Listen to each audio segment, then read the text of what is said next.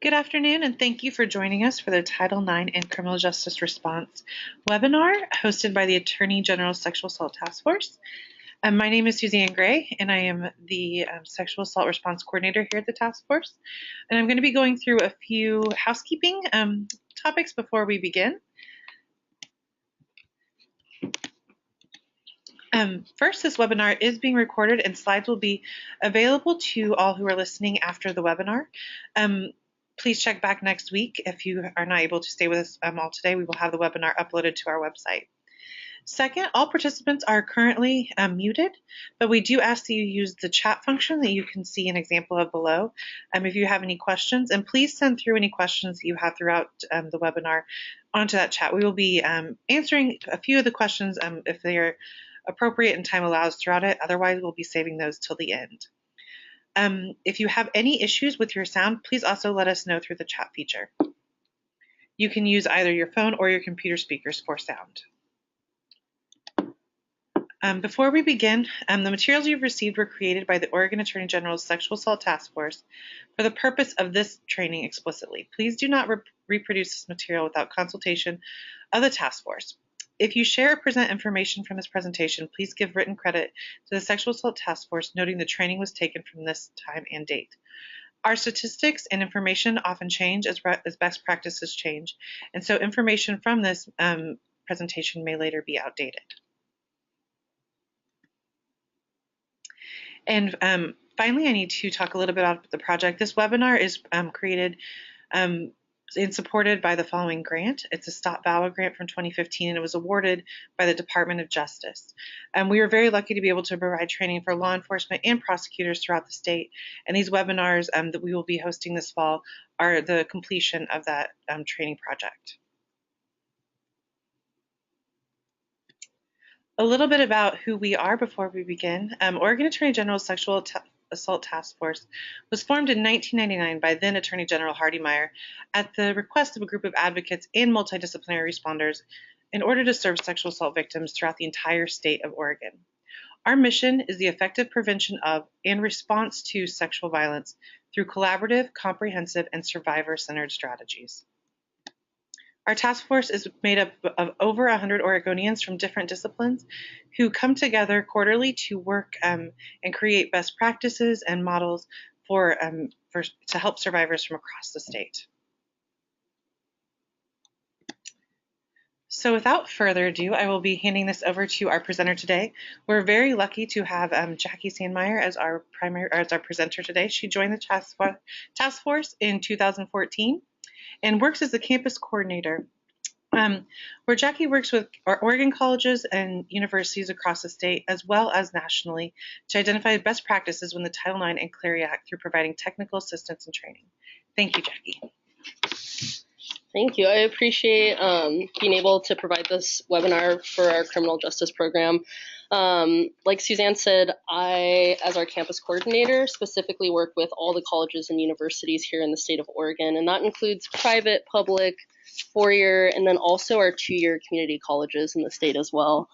And because Oregon has sort of been on the emerging end of best practices, Oregon's considered to be one of the leading models in Title IX nationally as well. So the task force gets quite a few requests to provide technical assistance and training on a national level. And we currently have, to my knowledge, the only campus program in the country, but we now have 3 different states that are trying to mimic the campus program as well as the campus coordinator position. So it's been definitely an honor to work here in the state of Oregon and to be part of this work that's considered to be somewhat cutting edge in the Title IX best practice venue. And I think a lot of that has to do with the support from the Department of Justice that the task force receives, as well as the great work that the task force and the criminal justice program has done in the past decade or so around best practices and training for law enforcement. That really gave us a great platform to mimic for our campus practitioners. So like Suzanne said, if you have any questions, go ahead and type it in the chat feature. I'll answer as many questions as I can as we go along, and then whatever I can't answer, I'll go ahead and save until the end. Before we get started, of course, I just want to point out that this is for general information. None of this constitutes legal advice, and that what information I will be presenting is not going to be to its entirety of the federal laws we'll cover, but I'll do my best to cover the pieces that are applicable to most of your disciplines. And here's sort of an overview of what we'll be covering today. So first, I wanted to give folks a snapshot of what sexual assault on campuses looks like here in the state of Oregon as well as nationally. We'll then take a look into the state and federal law that directs campus responses to sexual assault. And primarily, we'll look into the Title IX investigation and adjudicatory process, because when we look at this overlap between the criminal justice process and the campus process, when a student decides to report both avenues, this is where it tends to get a little sticky between the two systems, is that we have two investigations going on, and then we may have a criminal case as well as an on-campus adjudicatory hearing going on as well. We'll also look into some of the victims' rights within the campus process that exceed beyond what victims in the state of Oregon may have through the civil or criminal process. And then we'll also highlight some considerations for if we do have a victim who has an active case or investigation within the criminal justice system that may also have an active investigation or adjudicatory hearing happening on campus as well. And then finally, I'll cover some best practices for what that partnership could look like. And I will say that this overlap between the criminal justice response and Title IX is really a sticking point for the whole country. We get when we do trainings nationally as well as here in the state, it's one of the number one priority topics we get a request for is what does it look like within best practice to have a smooth operating system for when a student decides to proceed with both routes simultaneously. And as we go through this, I'll really just be focusing on colleges and universities with some considerations around minors and youth. But I just want to point out, because it tends to be lacking from the national conversations around Title IX, that Title IX does apply to K through 12 as well.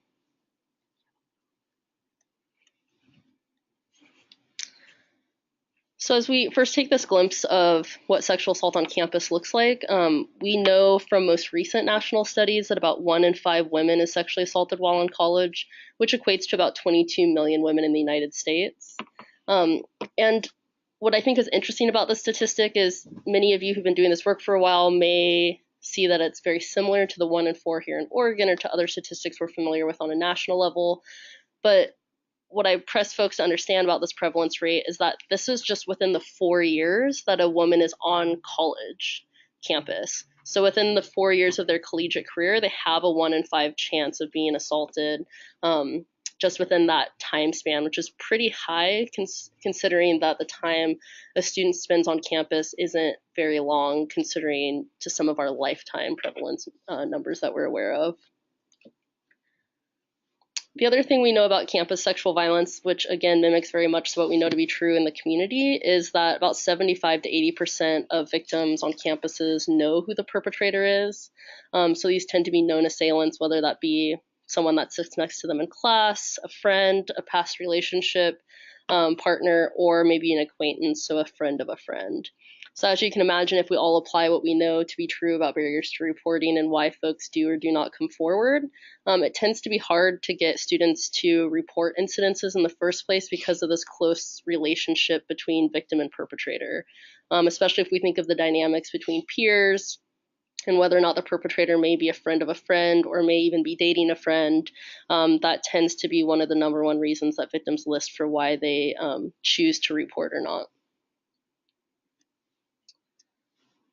The other thing that we know about on-campus violence is that we do have some significantly vulnerable populations on campus that have much higher prevalence rates of violence compared to their non-vulnerable peers.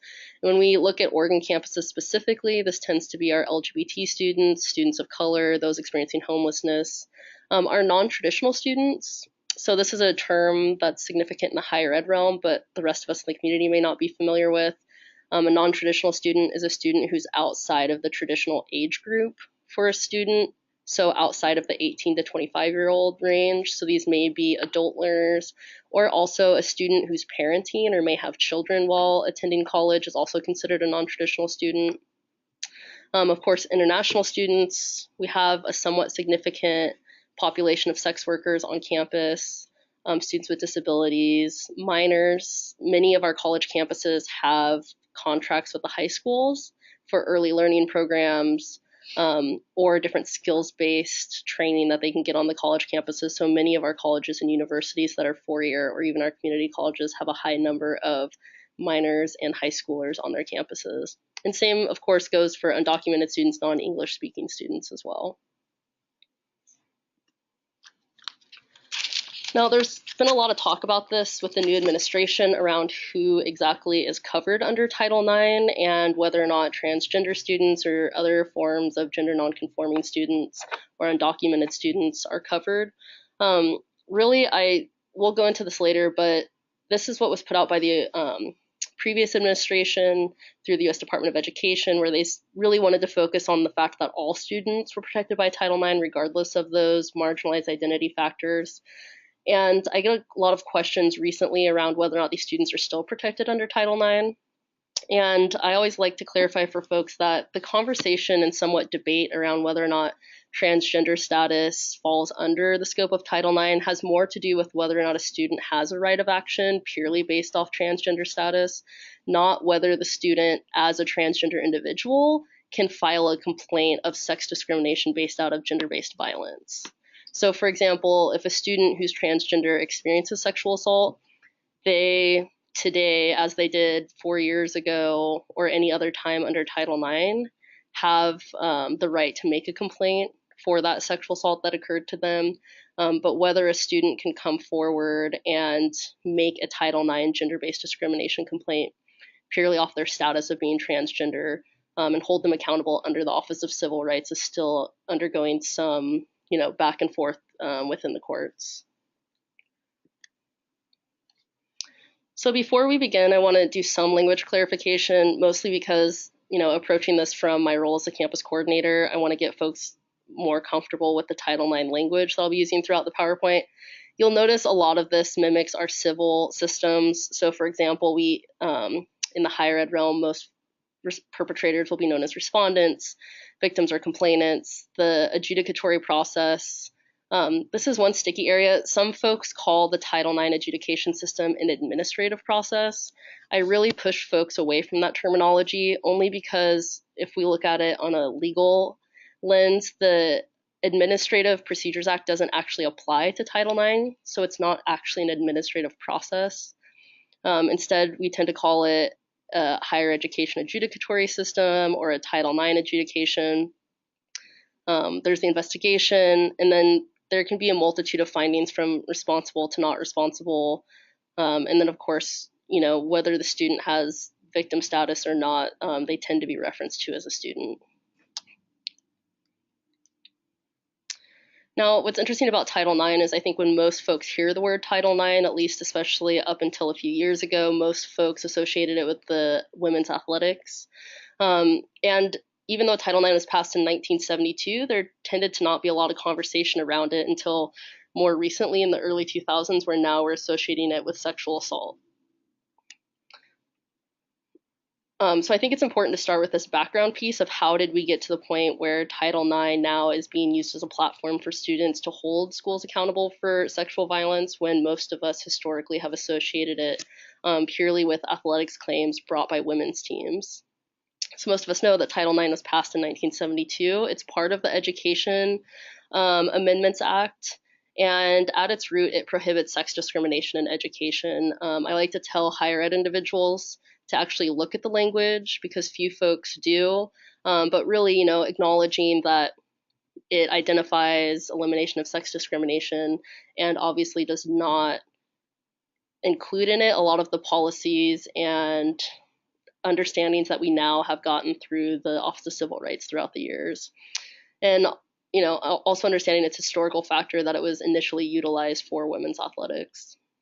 Now, sort of its sister federal law is the Clery Act. We hear about this less, and oftentimes people talk about the whole system as a Title IX system, but I think it's important for us to know that these are different acting laws that are sort of working in tandem.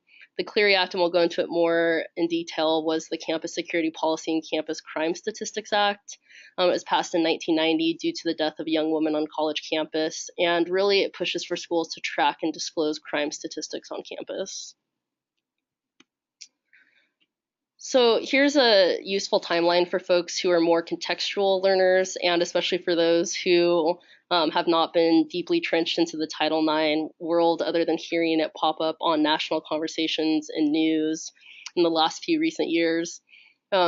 What really pushed for this national attention was in 2011, the Dear Colleague letter was released, again by the Obama administration, and it was issued by the Office of Civil Rights, which is responsible for compliance of colleges and universities of Title IX. And they really urged schools to remember that they received federal funds, and that part of that receiving of funds was that they needed to be compliant with Title IX, and that from the Office of Civil Rights standpoint at the time, not many schools, if any, were in compliance. Now, later in 2014, the president signed an MOU creating the White House Task Force to protect students from sexual assault. And this was the first time we saw federal funds being identified specifically towards research, policy research, best practice understandings, and for us to get a more clear picture of what was happening on campus. 2 different reports were issued from that task force. I always recommend that people look at it. There was a 2014 report and then a 2015 report. There's some good information in there, and I think it's an easy guide to help you understand, which laws we're talking about specifically and what the overall intention of Title IX was when we look at the legislative history. In 2014, the notalone.gov website was released, which again was the first time that we made it more easily and readily available to identify different OCR resolutions that they've signed with schools so that we could get more case law and more understanding of how OCR was interpreting Title IX. If you try to find notalone.gov now, it's actually been taken down by the recent administration, but you can still, through back avenues, go to the OCR website and find resolutions that they've entered with schools that way. In 2014, an FAQ was released by the Office of Civil Rights, and this is another really handy document that I highlight because it's really useful. It's a quick how-to Title IX guide that covers everything from, should schools be letting perpetrators cross-examine victims and, a multitude of other nuances. The hard thing about the FAQs, as with, a lot of federal guidance that we tend to get on the education level, is that there's a lot more shoulds versus musts. So not really clear guidance, but at least some guidelines on best practices. And then in 2014, it was the first time in history that the Office of Civil Rights publicly listed schools that were under investigation. In 2015, we had some amendments due to the Violence Against Women's Act. And then these last 2 here are Oregon specific, and we'll cover these 2 pertinent laws when we get a little bit more into the conversation. Now, one thing to take note is that when we look at the text of Title IX, it doesn't obviously name sexual harassment or any of the other crimes that we now associate it with. It purely talks about freedom from gender-based discrimination within the education system, which was then gleaned to be understood as sexual harassment. And as we know, sexual harassment encompasses sexual assault, rape, and other forms of sexual violence. And we'll talk about later about the fact that those VAWA amendments that were added to the Clery Act have now expanded sexual harassment as the only reportable crime within Title IX to include domestic violence, dating violence, and stalking. And as you can imagine, with the inclusion of those last 3, we've now seen an uptick of all 3 being reported on campuses, which shows us what we always knew, which is that students were experiencing stalking and forms of physical violence, but before had no avenue for reporting or seeking services or relief. So first, let's just cover these 3 that are really the overarching pieces when we look at the different laws that apply to the response and prevention on campus, and that'd be Title IX, the Clery Act, and then the VAWA amendments to Clery. The one thing to think about as well is that, these are the 3 main laws that we think of guiding campuses and their investigatory and adjudicatory responsibilities. But of course, there's quite a few other civil guidelines that, in some way intersect with Title IX. We can think of Title VI or Title III, and then of course there's FERPA, which we'll go into somewhat around, protections around student documents. And that's a huge one when we think of the intersection with the criminal justice system, is when somebody does subpoena documents, what's considered private and what documents can and cannot be shared off campus. So I put this up as a visual purely because, there's a huge overlap between the Clery Act and Title IX, and unfortunately, as most laws tend to play out, especially when they've been passed in such, decades in between, is that Title IX and Clery have quite a bit of overlap, and yet that overlap is anything but neat. There tends to be some contradictory language and contradictory responsibilities.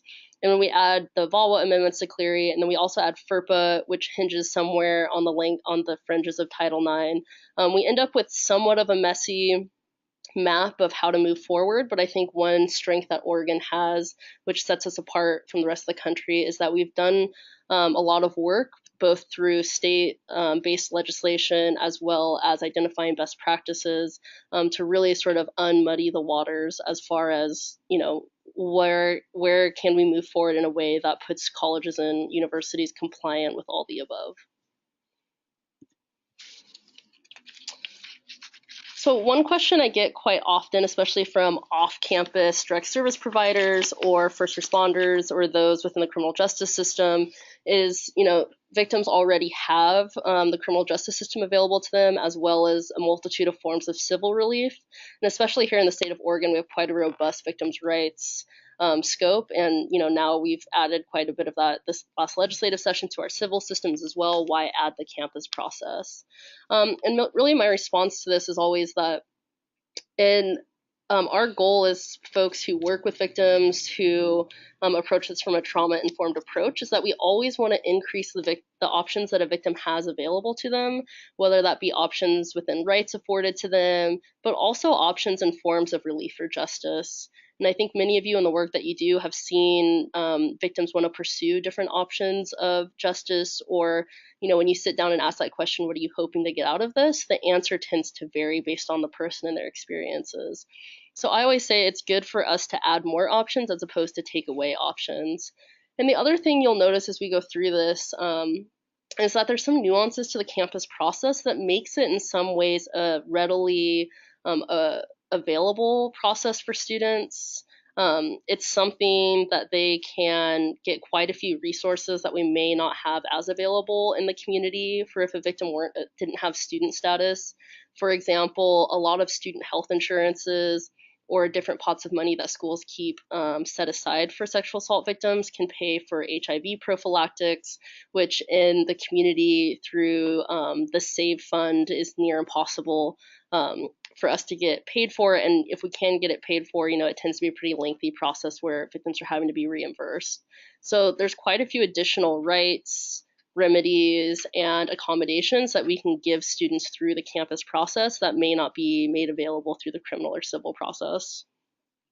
And I think this next piece, this visual right here, which this is a document that was put together by the National Crime Victims Law Institute here in Oregon, as well as in partnership with the Oregon DOJ. It's just a good example of, we keep adding different avenues for victims so that we can afford them more rights, more options, give them more forms of remedies around different parts of their life, whether it be housing, employment, or immigration, or so on.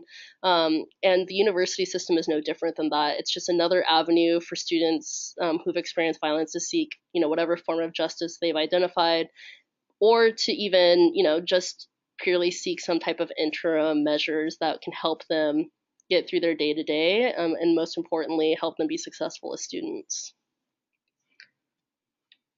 So as we go through these three, if we first look at the Clery Act. The Clery Act, like I mentioned, was passed in response to a young woman named Jean Clery, who was brutally assaulted and killed in her dorm room.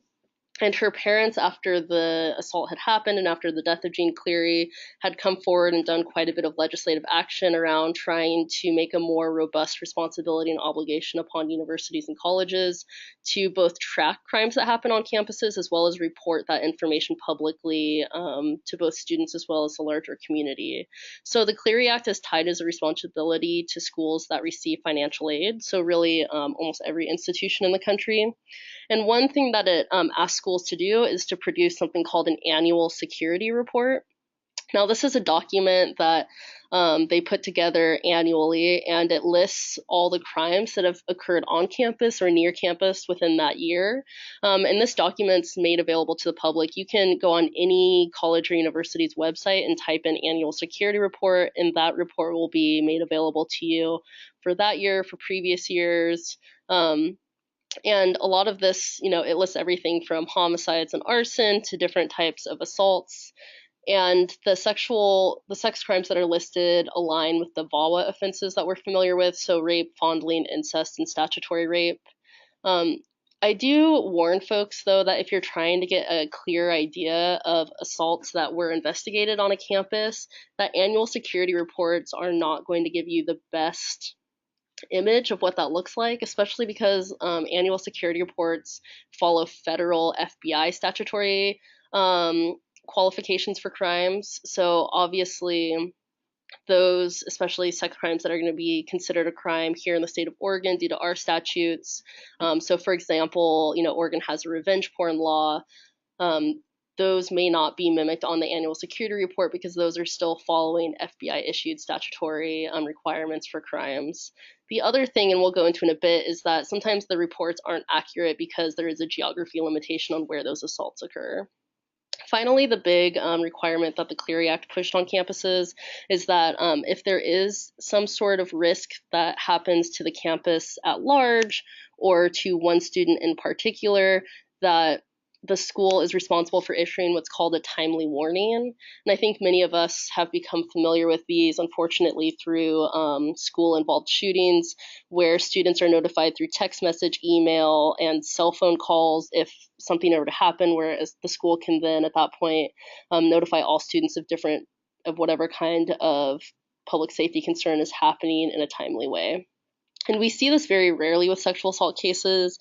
They tend to be if they do get issued around sexual assault cases, it tends to be an assault where a deadly weapon is used or some, very serious threat of weapon is used. And again, the discretion is up to the school of when a timely warning is to be issued. But obviously for victim trauma considerations and our knowledge around most perpetrators being known to the victim, timely warnings are somewhat rare when it comes to sexual violence cases. Now, I'd mentioned this earlier about why those reports tend to be somewhat misleading is because of the geographies that the Clery Act limits schools in their reports. So here's a list of the places that an assault can occur that's going to be included in that report. So anywhere on campus student housing, public property within campus bounds. So this may be a shared public space directly located across the campus that students may sit on a lawn, or it's highly used by the campus but public property, or anything immediately adjacent to the campus. So again, this tends to be across the street, or non-campus buildings and property owned or controlled by the organization that are used for educational purposes and frequented by students. So this may include a building that students use for either housing or some type of activity or hangout place that the school may not own the building itself. And we see this a lot with Greek systems where schools may not own the fraternity or sorority building itself, but because it's either located directly on campus or near campus and that students use it for student purposes, it's included in the annual security reports.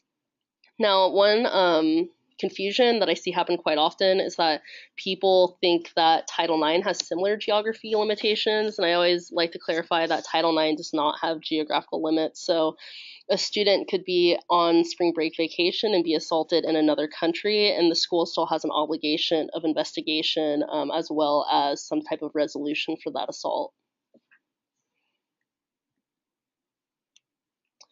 Next, if we look at the amendments to VAWA, which again are amendments that have been added to the Clery Act. Here's, somewhat of an overview of those amendments. For one, like I said, it's added domestic violence, dating violence, and stalking to the reportable crimes on campus, really, which has been a huge thing for our on-campus first responders and direct service providers, because obviously these have been happening for quite some time, but this sort of expands the obligations to respond in a way that we hadn't seen before purely with just Title IX. It's also asked the school to define consent. Campuses are obligated through the Clery Act to use and to educate students on the federal statutory definitions of crimes. And then through Title IX, they're also required to use the state-specific statutory definitions of crimes. But then on top of that, because as you can imagine, young students may not find the FBI and state statute ORS definitions of crimes to be always reflective or easy to understand. Institutions can also, through their policies, add definitions, especially around consent or other acts that either the ORS or federal statutory language overlooks. So since Oregon does not have an affirmative consent law, some of our campuses have added affirmative consent definitions to their student conduct policies. It's also asked that there be bystander intervention training. The other thing is that schools track signs of abuse or behavior, and we see this where campuses tend to have their own sexual assault response teams on campuses or behavioral intervention teams that can track patterns of abuse on campus before it turns into a larger campus public safety risk. And then there's also a requirement around ongoing prevention. And then finally, what's relevant to our criminal justice folks is that it requires that the school make a jurisdiction statement within their student conduct policies stating what the limitations of their on-campus public safety are, whether that on-campus public safety are sworn officers, and if not, where that ties into the jurisdiction of off-campus, community-based, or state-based law enforcement. It also requires the school to list any and all MOUs that they've set up with local law enforcement, or we even have a couple campuses who have some form of MOU set up with the DA's office. So any of these have to be included within those annual security reports as well. So that's an easy way if you're curious, you have a college or university in your jurisdiction. It's easy to look up those annual security reports and see if any of those agreements have been made in the past, and if so, what are the limitations of scope for them.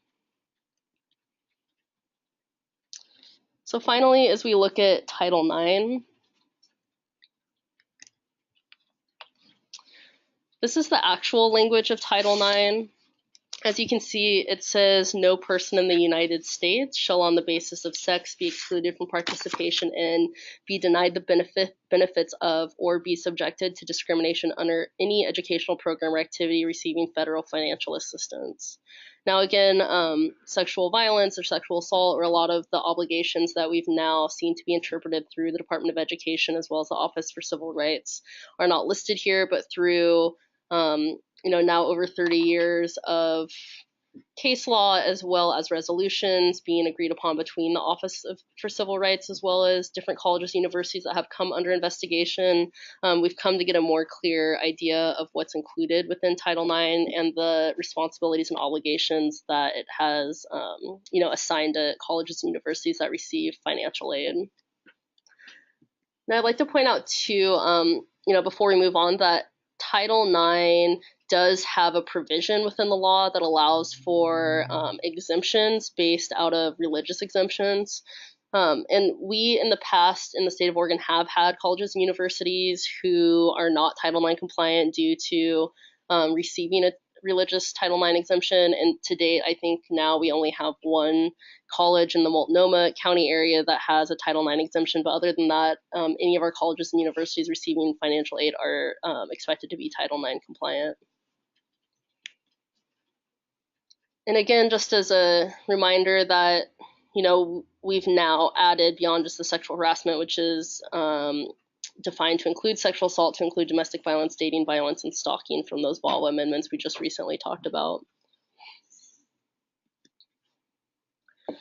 So one thing that I think gets overlooked quite a bit is who does it apply to? So it applies to all students. So that's international students who are somewhat on loan from another college or university, as well as K-12 students who may be a student at a high school but are on campus for whatever type of program that the college may be providing, as well as K-12 districts themselves are responsible for Title IX. So all elementary, junior high, and high school institutions are also expected to be compliant with Title IX. And this tends to be handled district to district. I think the one group of individuals that tends to not be focused on when we talk about who has a right of action under Title IX is staff and faculty. So Title IX also applies to them. So if a staff member or faculty member were to be assaulted, they can report that to the institution. And they have certain forms of rights, forms of relief, and the school has an investigatory and adjudication responsibility for that staff or faculty member, very similar to if the person were a student. And this comes up quite a bit recently in our cases that we see in the state around, if somebody is experiencing domestic violence in the home and that person confides in a coworker, and then that coworker tells a supervisor that that individual is experiencing violence in the home. That tends to be how our staff and faculty cases reach the Title IX office.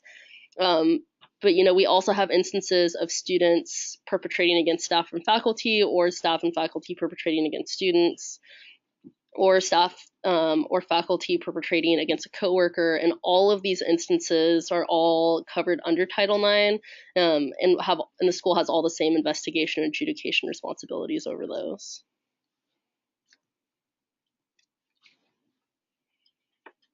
And again, like I said before, our vulnerable populations are covered under Title IX, and the debate really is more about, can somebody bring an anti-discriminatory complaint purely based off their status rather than it being pertaining to sexual violence. So still, if a student identified with a gender or sexual minority, or if a student is international or undocumented, that student still can bring a complaint to the school under Title IX regarding some form of sexual or physical violence that they've experienced. Now, when we look at the institutional responsibilities that Title IX lends itself to on campus, it really can be summed up around interim measures and accommodations, so that overall expectation that the school will be responsible for that student's safety, as well as making appropriate accommodations so that the student can keep going to school and ultimately graduate. Secondly, there's an investigation obligation to do some form of investigation into the assault itself. And then finally, an adjudication, which can take the form of a hearing or a panel, and then ending in some type of finding outcome and then ultimate resolution. And all of this comes from Title IX's, push that the school must eliminate any hostile environment. So when we look at an assault that can be reported under Title IX, the Office for Civil Rights isn't going to only look at that singular incident of the assault, but also if there's a larger hostile environment that has been created that allowed for that assault to happen. So the school is responsible for not only responding to that initial assault or that singular incident, but also if the Office for Civil Rights can find that there's been a larger environment that's created a hostile environment, or larger concerns or conditions or community norms that allowed for that assault to happen, the school is also responsible for responding to that and ultimately responding in a way that prevents future harm from happening to students. So for the investigation process, this is how I tend to break it down because it's the easiest to understand.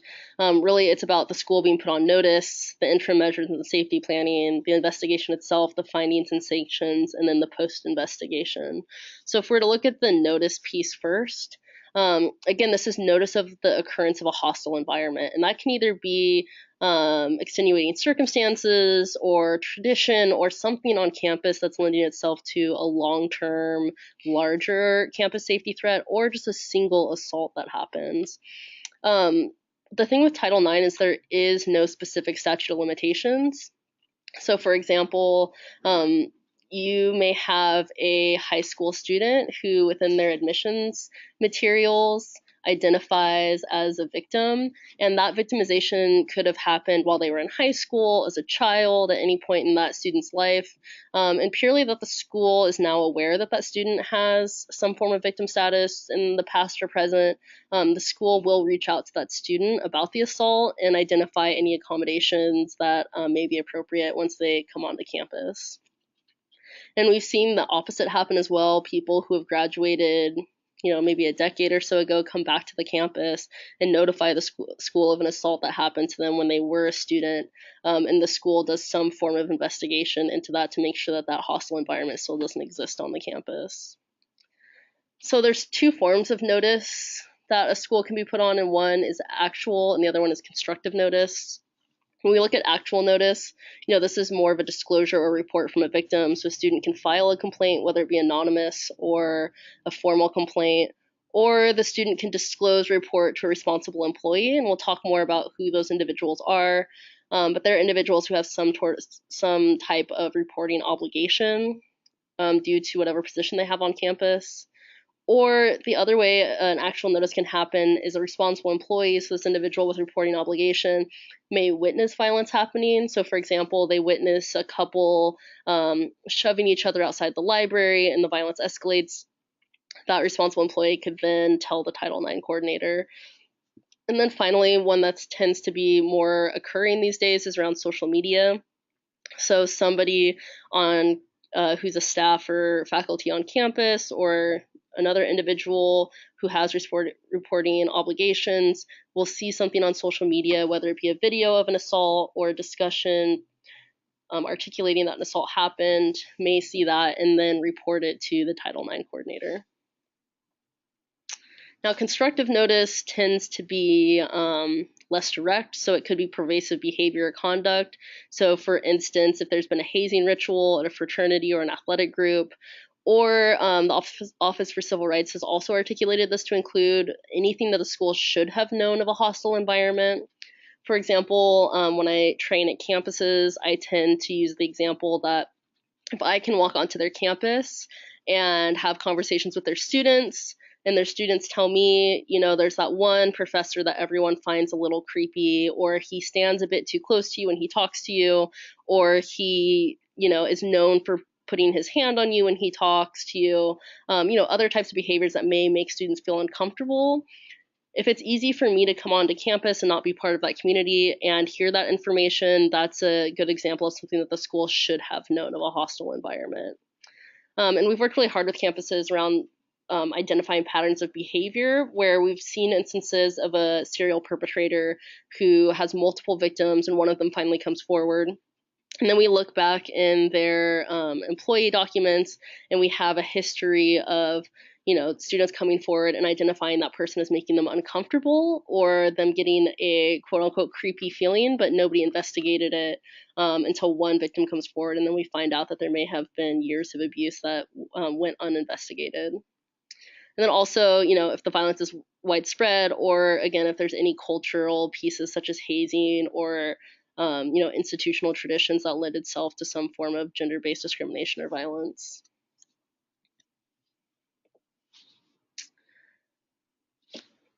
So again, this constructive notice, it's the pervasiveness of the harassment may be enough to conclude that the college should have known. And here's examples we see quite a bit: party culture, again, hazing, and then inappropriate behaviors that may happen annually during an event or a certain sports event that people off campus may witness. But again, it's consistent and ongoing. And here's examples of that as well. You can have an individual file a Title IX grievance, that's going to be actual notice, as opposed to we've had instances where a student group may post flyers alluding to certain types of violence being perpetuated against women or other gender minorities, and that's a form of constructive notice. For example, we had a case a couple years ago where a student group had used the school newspaper to identify different types of acts of violence being done against women in a comedic, satirical way, and that became a Title IX issue, of course, mixed with a slew of First Amendment concerns. But again, it's really anything that a staff or faculty member can see can then turn into some sort of notice for an investigation. And here's examples we've seen happen on campus a few different times. You have a student in a class who's wearing a T-shirt that alludes to some sort of violent sex act, or we've had student groups, fraternities, student housing, on-campus student housing have signs or posters that allude to sexual violence. So again, in these instances, the school may not investigate a specific person, but the school is going to investigate the culture that exists within that housing group, that student group, because obviously there's signs of some sort of ongoing cultural behavior that is most likely going to create a space where violence may happen.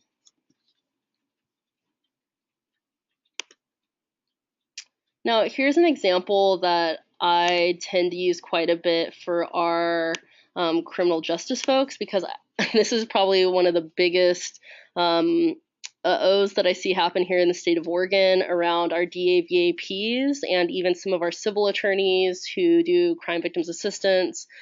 So we have an instance where a student attains a civil protective order. So this could be a SAPA or a FAPA. Or an EPDAPA from a judge, and an advocate or law enforcement officer, or even I've seen this happen with DAVAPs, are working with that victim around safety planning, and rightfully so tells that person, if you would like this protective order to be upheld on campus, you're going to need to give it to a campus public safety officer or to the Title IX office or somebody who has the authority to uphold that protective order while you're at school. Now, the interesting thing about this is the giving of that protective order actually puts the campus on notice. So if a student decides that they want to seek civil or criminal relief and not pursue the Title IX process, and they attain a protective order, the giving of that protective order to the on-campus official actually starts a Title IX process, because the protective order itself constitutes notice.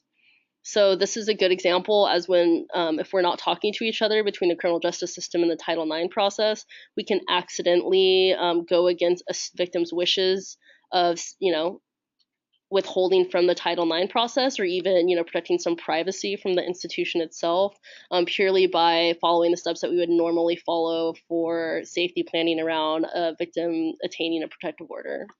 So I tell folks a good way around this is if you have somebody who gets some sort of civil protective order and they don't want to notify the school of the assault, or they don't want to pursue a Title IX investigation, to have them keep a copy of it on them at all times in their backpack or in their car, and just, be honest with the victim that there's limitations to that. So there may be some safety concerns around not giving it to a public safety officer on campus, but they have the option to keep it on their body instead, so that if they do need that to be enforced due to a perpetrator coming onto campus, that they have that option. But again, being honest about the limitations and safety concerns around not actually giving it to somebody so that it can be enforced ahead of time.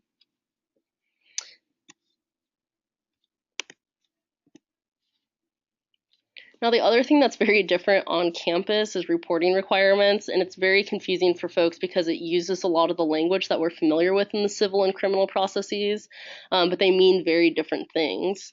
For example, under Title IX, there tends to be two types of individuals. So there's a responsible employee, or there's a confidential individual. Now, for many of us, confidentiality has a certain legal definition to it, and we may associate this with confidential advocates or other confidential direct service providers. But really, the confidential individual under Title IX has no extenuating legal protections to it beyond the on-campus process. So, for example, the school may tell a student resource individual, so maybe the director of a women's resource center, that person can be confidential. So if a student were to disclose sexual violence or domestic violence happened to them, that individual does not have to tell the Title IX coordinator, and therefore that student does not have to have an investigation start if they would like to, not have it investigated. Now, if somebody off campus were to hear about the assault, or let's say the perpetrator, for whatever reason, brings some sort of legal action against the victim, or if the victim decides to report to law enforcement, that person who's deemed confidential under Title IX can still be subpoenaed, because the confidentiality has no muster to it. It's purely a policy-based confidentiality as opposed to an actual confidentiality that has any ramifications off campus. And I really push for Title IX confidential individuals on campus to have that conversation and be able to articulate that to students, because I think the word confidential is a bit misleading, especially because we tend to associate it with, our civil and criminal processes, or even our advocates in the community, when really that confidentiality has no protections other than, a policy-based judgment. And we'll talk about later that a victim under Title IX has the right to request confidentiality, not to be confused with the right to confidentiality. But many of our campuses, we push for them to identify some sort of safety threshold so that that person, could do some sort of assessment that if there were a deadly weapon or some sort of physical violence, especially strangulation, used in the assault, that person could breach confidentiality due to a larger campus safety risk. And then secondly, under Title IX, there's responsible employees. These are individuals who have a required reporting obligation to the Title IX coordinator. And I see a lot of confusion between law enforcement and campuses around this word, because campuses, in a colloquial term, tend to call them mandatory reporters, which obviously for those of us in this work, mandatory reporters have a very significant legal definition as well. But again, these individuals only have an obligation to report to the Title IX coordinator. Finally, on campus, we have privileged individuals. And I put this up here because, we have the traditional privileged folks on campus, such as clergy members or, some medical or licensed clinical health professionals on campuses that are encompassed in the scope. But what makes Oregon unique to other states in the country is that Oregon passed legislation in 2015 that makes it the only state in the country that has privileged advocates on campus. So for every other state that has a statutory privilege for advocates, that privilege does not extend to campus-based advocates. So advocates that are hired by the school receive salary from the school and are housed on campus. Oregon's actually the only state that lends advocate privilege to advocates working for the school. Now, for those of you who are familiar with advocate privilege, which I hope is most of you by now, you'll know that the Oregon ORS for advocate privilege allows an exception for community-based advocates around mandatory reporting. That exception was not extended to on-campus advocates. So all on-campus advocates who are privileged advocates are still mandatory reporters for minors, elders, and then folks with disabilities.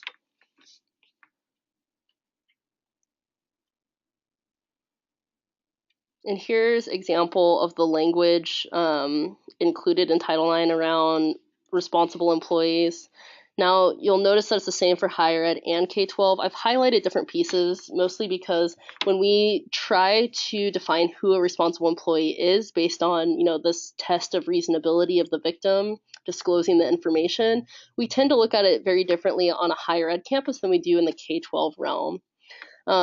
So in K-12, we tend to look at this piece around has the authority to take action or redress the harassment. And is it someone that a student could reasonably believe has this authority or responsibility? So when we think of for example, a kindergartner, so a 5-year-old, who they may reasonably believe has the authority to do something, that could be a multitude of people, anyone from the cafeteria server to the janitor to their teacher to the principal.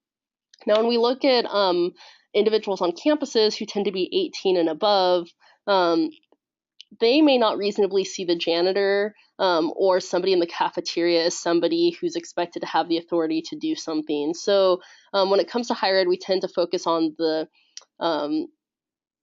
former part of the statement where they have the authority to take action or address harassment, or they've been given that duty to report harassment.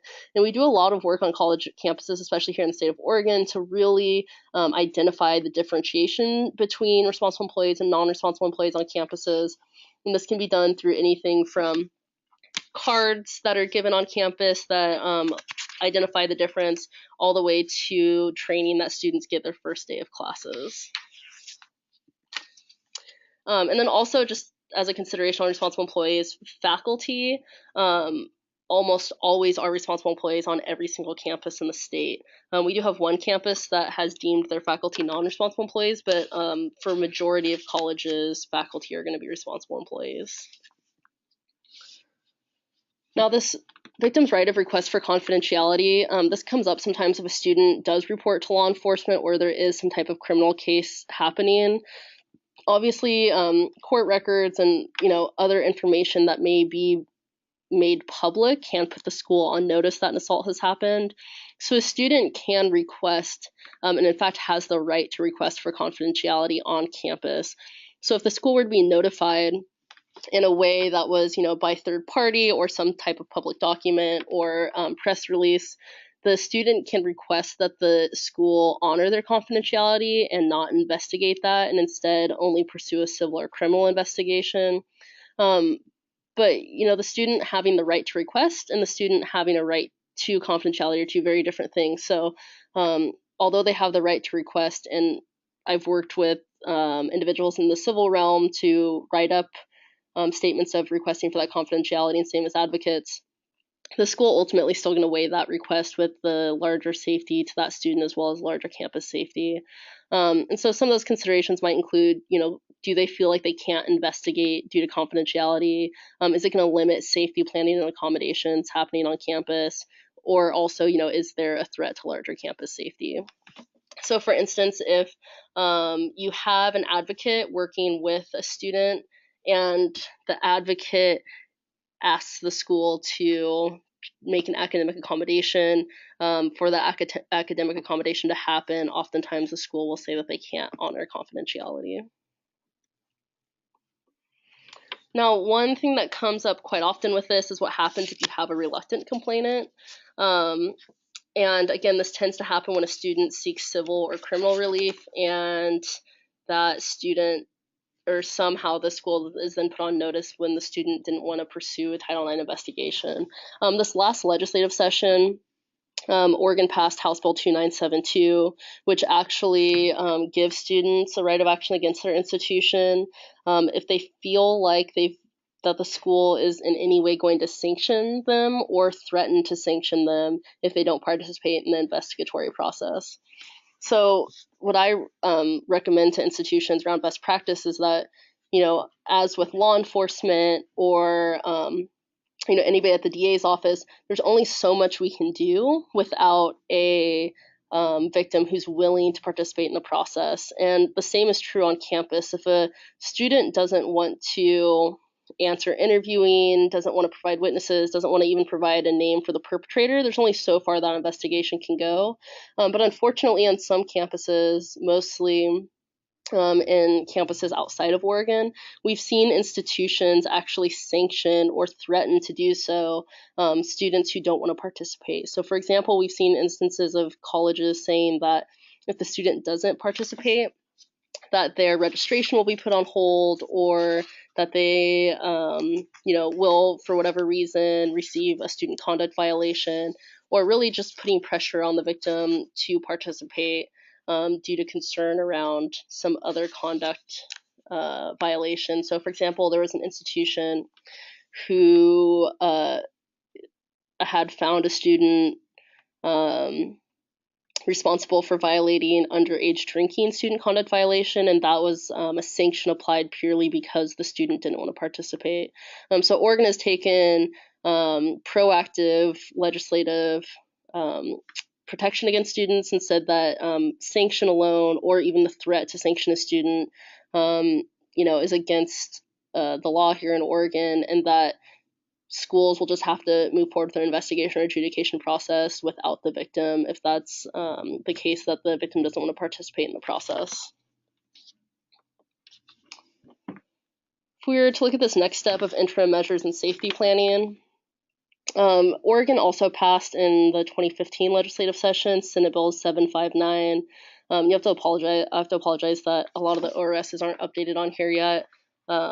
It's been a long training season this summer and last, but really 759 says that every institution must provide a victim a an outline of their victims' rights, reporting options, which must by law include the option to report to law enforcement, their Title IX rights, what the Title IX process looks like, and that they're allowed to have an advisor of choice. And then again, they need to clearly outline for the student that they have the right to report to law enforcement, and that most importantly, they have a right to report to law enforcement in conjunction with the Title IX process. So an institution must let a student know that if the student chooses to move forward with some type of criminal process, that the student also has a right to move forward with the Title IX process simultaneously. Now, a few pieces about this. One is that this piece of paper, or really it's more like a booklet, because as you can imagine there's quite a bit of information included, must be provided to any victim. So that means that if you have a student who, again, we can use the spring break example, goes on spring break and assaults a student who lives in another country, or just assaults a community member without student status, the school must make a reasonable effort to get that information to the victim. And so we've had instances since the passage of this bill where we have individuals who aren't students, who live in a different state or maybe even a different country, report to the institution that an assault has occurred. And then the school has an investigatory obligation regardless of who that victim is. And we've seen this too in instances where you may have a staff or faculty member who is reported and tried and found guilty in the criminal process for some type of sex crime. And then once the school is put on notice of that through, whatever public court documents or media that gets out, the school then has an obligation to get information to that victim, regardless who the victim is, to let them know that they also have rights, options, and forms of relief available to them through the institution as well. And so every school in the state of Oregon has one of these. My recommendation to folks within the criminal justice system is that you proactively contact the college or university within your county, or that you can presumably think that students within your county are going to, and ask for their 759 document, and they'll know purely off that. And then that way you have already in front of you, before you need it, the different rights, options, and what their process looks like, as well as information on who you need to contact if, due to some criminal case, that documents need to be subpoenaed, or you're trying to understand who might participate in the process. The other piece that I highlight on this is advisor of choice. With the new amendments under Title IX, students now get an advisor of choice throughout the process. So traditionally, the only person that served as their advocate was an individual who was chosen by the school. So this may be a faculty member, a staff member who was trained on the process itself. But now a student can choose anybody as their advisor of choice. In fact, they have a right to do so. So this means that a student can choose an attorney to represent them throughout the process. They could have a friend, really anybody that the student chooses to serve as that advisor of choice. Now, schools have the option to limit the participation of that advisor. So, for example, many institutions, especially here in the state of Oregon, have what we call a potted plant rule, where if a student does, for example, choose an attorney to represent them as the advisor of choice, that attorney is purely there as an advisor for that student and does not get to participate in cross-examination, questioning, or any other sort of active participation within the hearing process. But that attorney could at times pause the process, take their client out into the hall, do a check-in, ask questions, sort of help that student with some of the communications happening, or even help the student with their victim impact statement. So again, this advisor of choice is a pretty strong right that's come out of the new amendments, but at the same time, there's a lot of limitations against how that person can serve. Next, the investigation itself. I get a lot of questions around this, especially when it comes to students reporting to the criminal process as well. And I'll say that for law enforcement and for the DA's office, this is where a lot of, the butting up between the disciplines and the off-campus and on-campus processes tends to happen, is the investigation itself. So one thing to note, which tends to be a contentious issue, is that there is a timeline allotted to colleges and universities of how fast an investigation has to be done. And the language says prompt and effective, which, as you can imagine, doesn't give us a lot of tangible information to go off. But the Office for Civil Rights has identified this to mean about 60 days. Now, I put on here that this is a soft timeline. And I say that only because, if a school were to go beyond 60 days, that can be a finding for an Office for Civil Rights complaint. But they need to document why that delay is happening. And what happens a lot is a student may report to law enforcement, and law enforcement may want to participate in some type of pretext phone call. To use that within the criminal case.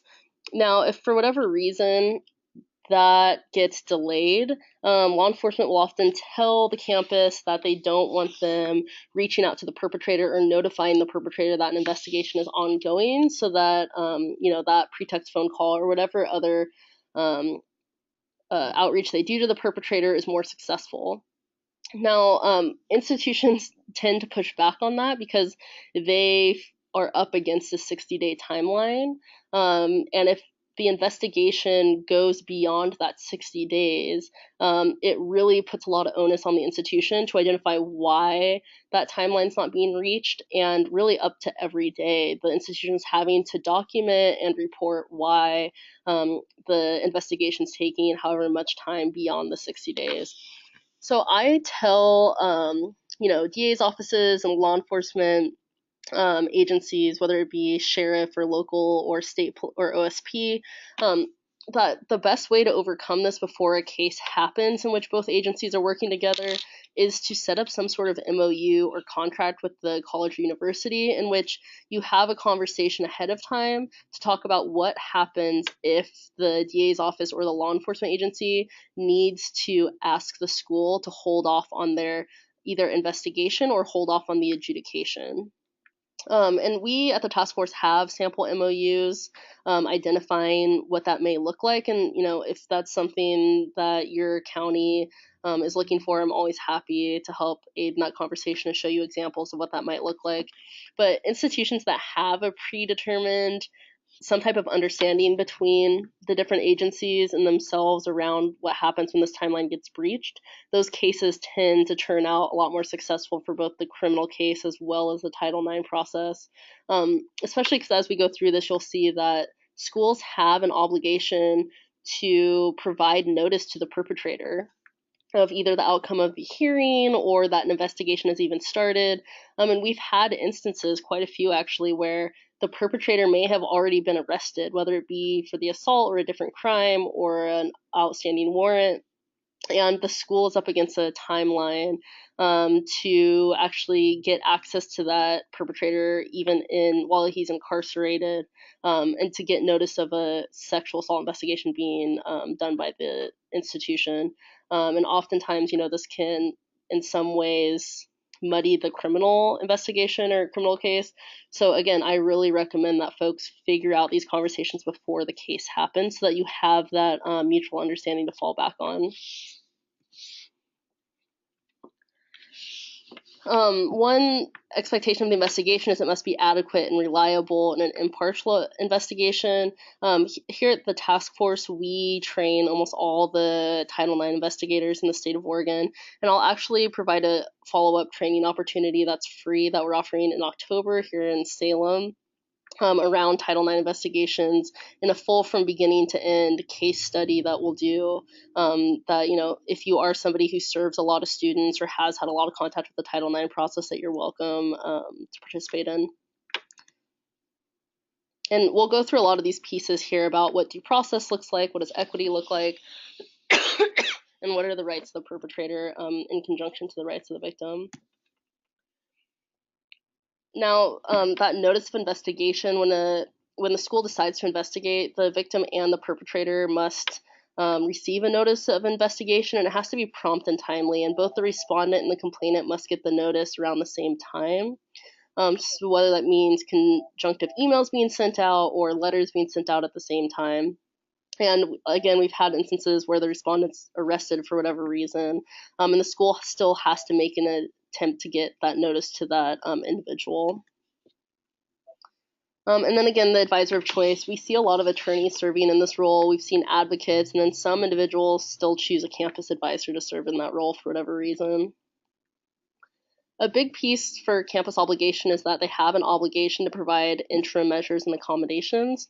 So that means that the institution must assess immediate safety and then safety plan with that individual. And we see a lot of overlap between law enforcement and campus safety around this, where maybe law enforcement may get the initial disclosure and the student decides to move forward with an on-campus process as well.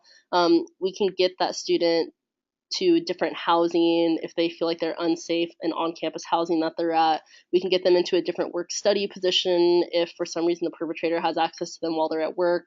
Same as classes and so on. And we can get pretty creative with this. And I always tell individuals in the criminal justice system that you're welcome to call us for technical assistance if you're trying to figure out, what types of accommodations and interim measures that a student can realistically ask for. But it really is a pretty broad scope. I've even had quite a few instances where we've moved a student off campus for safety purposes in a stalking situation, and we had all of their classes filmed, and the student kept up with their academic responsibilities that way while the victim was living off campus until the criminal investigation ended.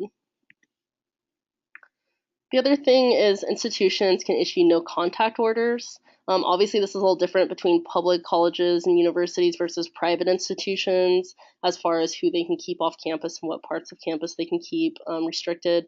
And then there's also limited no contact orders where a college can say that, and this is pretty common, especially in domestic violence cases, where they'll say that a respondent may only eat lunch from 1 to 2.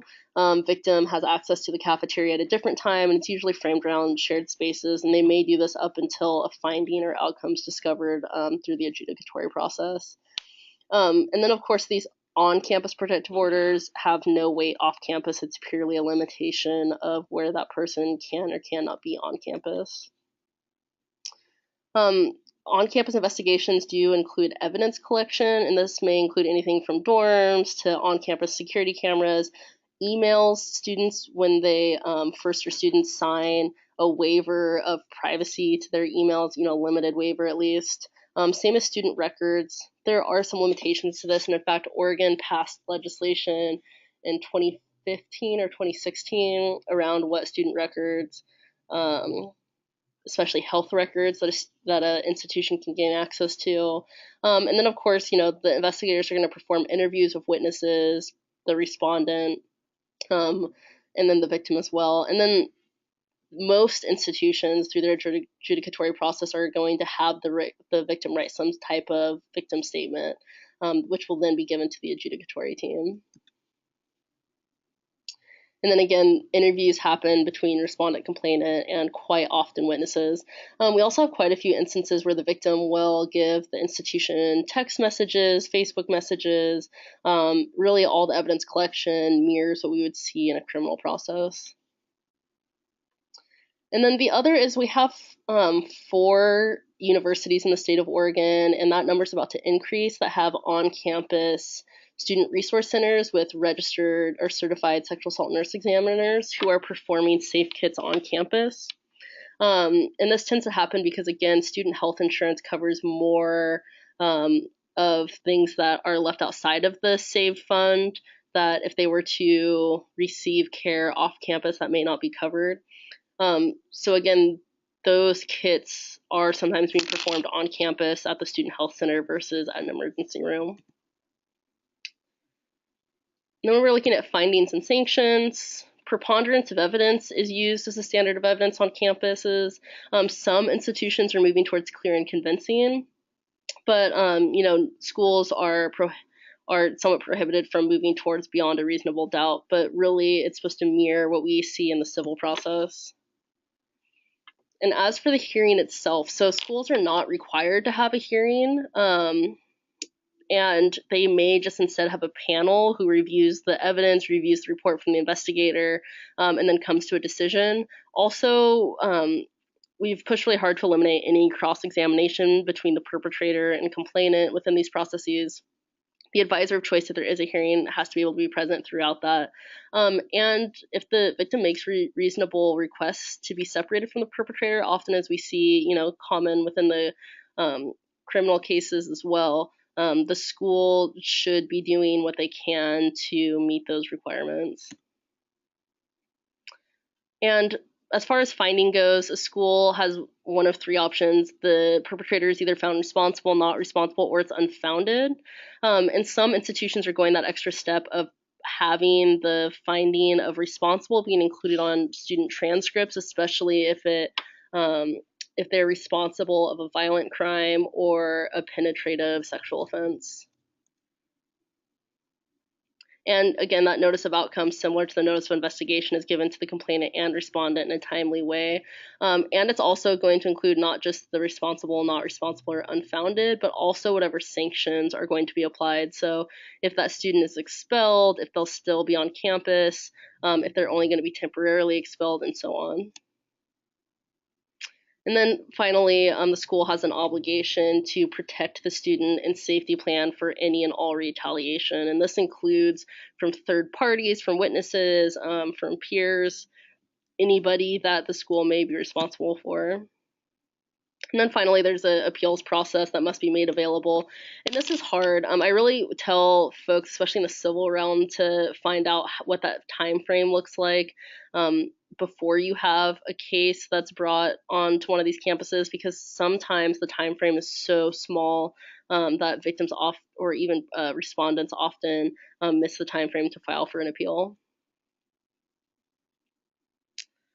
Now, post-investigation, a report is written and given to the Title IX coordinator, and these reports often include the complaint itself, whatever ORS or federal statutory precedent they're using for it, or student conduct, the investigation that was done, the scope of it, who was interviewed, what evidence was collected, the facts that are relevant to the case, how those facts were analyzed to come to certain types of conclusions, the resolution that was decided upon, the finding, was the person responsible or not, what was the hostile environment, is it being addressed, all the way to sanctions and forms of relief. Now, I also often get the question from DA's offices, law enforcement, and then also private attorneys as well, is can people get copies of that report? What protects those reports is FERPA. So it's the Education Records Privacy Act for students. And the way that FERPA defines education records is pretty broad. It includes anything directly related to a student. So obviously, complainant and respondents, it's pretty easy to assess that the Title IX report is directly related to them. But also anything maintained by an educational agency or institution, or by a party acting for the agency or institution. So there's been a lot of push to also understand that if witnesses are identified in the report as well, it may also be that person's record, and the witnesses or third parties, FERPA rights may protect it as well. So, again, you can always issue a subpoena for an access to the Title IX report, or even subpoena for a somewhat redacted version that may not include personally identifiable information of witnesses, but just the parties involved in the assault. And then finally, victims have a private right of action under Title IX to make a claim against the school through the Office for Civil Rights, in which they will launch a federal investigation. And if the school is to be found to be non-compliant, they could lose federal funding. Although out of the 50-some schools that have been investigated by OCR, we haven't seen an institution lose funding yet. So finally, like I noted, here's some of the considerations as far as, if you do have institutions within your county, or you may be serving individuals who are students, is that first piece is really the importance of the MOUs, identifying those timelines ahead of time, identifying what interviews might be shared. For example, I know some institutions that have partnerships with their law enforcement agencies, so that any interview that the law enforcement agency does will be shared with the institution. Or I have another college who has an understanding that if there is a simultaneous investigation, that the law enforcement agency will conduct the interviews, but that the school official can either watch the recordings or sit in on the interview but not ask questions. So again, this is an easy way to make sure that, you know, the investigations are happening in conjunction, but that they're not interfering with each other. And then again, subpoenas of records, having conversations with the institution area about what does the response to a subpoena of records look like, what records can be shared, what records can't be shared, and what records are going to require that subpoena. And then pretext phone calls is a big one. I see this happening quite a large percentage of the cases where law enforcement wants to pursue a pretext phone call, and that does delay the timeline. What does that look like? I'd also be on the radar that some of our colleges and universities do have sworn law enforcement serving as their campus public safety. And in those instances, some of them are performing their own pretext phone calls. So to have a clear understanding of what is the scope and limitations of the jurisdiction of the public safety or sworn officers on the campuses, to get a better idea of what type of evidence, what type of documents are all being housed on campus that the institution has control of, so that if those subpoenas are issued and the institution, you know, counterbacks with it being limited in scope, that you know what to ask for and what they have that may be made available. And then finally, a lot of the safety planning issues, you know, I always come back to that example of, because it happens so often, of a DAVAP or a community advocate helping someone get a protective order, and then it accidentally turning into a notice for on-campus investigation. And then also just knowing that there's requests and rights that victims have under Title IX, that an advocate or law enforcement or somebody can help that student with, to aid in the long-term safety through the criminal case or criminal investigation, such as changing in housing, getting the student off campus and out of their classes if necessary, or changing their employment.